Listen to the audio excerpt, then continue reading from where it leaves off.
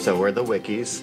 Marie and I have been married for coming up on 11 years. My name is Will, and this is my wife, Becca, and we've been married now over 6 years. And probably a couple years after we got married, we had Andrew and Sophie, our twins. But even before we got married, we had both talked about and agreed that adoption was something that we felt called to and that we wanted to pursue. And so when the twins were 2, we started the adoption process to adopt from China. So we have 3 biological kids who are now 2, 4, and 6. Scott wanted 2 kids when we got married, and here we were at 3 small children, and I thought, he's gonna think I'm nuts. But finally, one day I said, you know, honey, I need to talk to you about something. I really feel like our family is gonna adopt a child. And he looked at me and said, yeah, me too.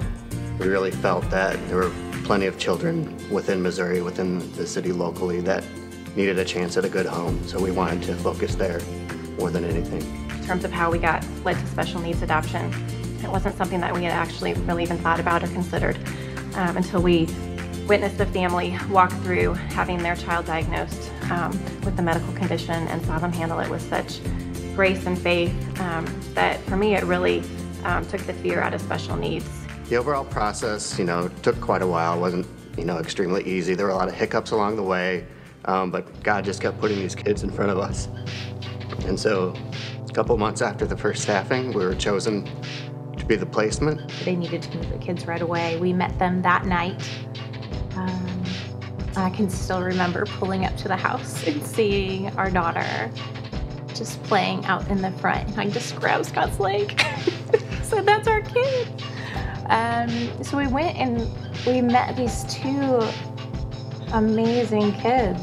We brought Matthew home in April of this year after 14 months of lots and lots of paperwork and lots of waiting.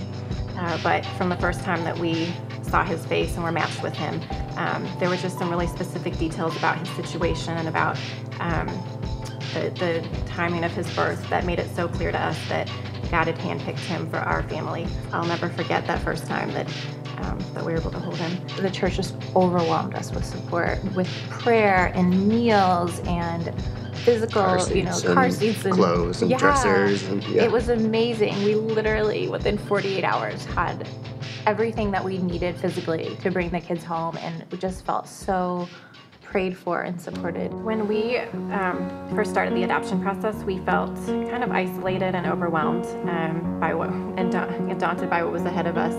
And around that time, we actually started going to the monthly orphan care breakfasts, and we found this community of people who had a passion for orphan care, and it was just tremendously encouraging.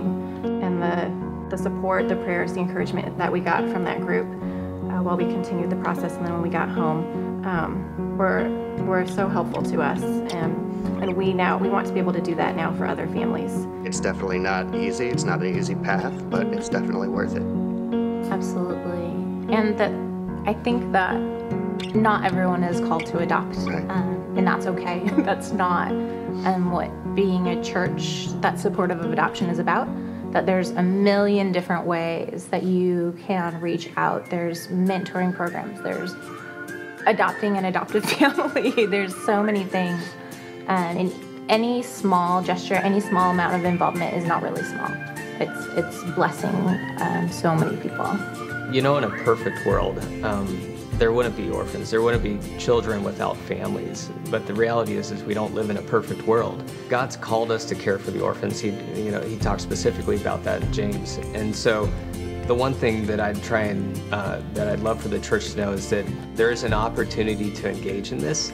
No matter where you're at, whether you might be open to adoption or foster care or say families, or you want to rally and come alongside other people that would love support.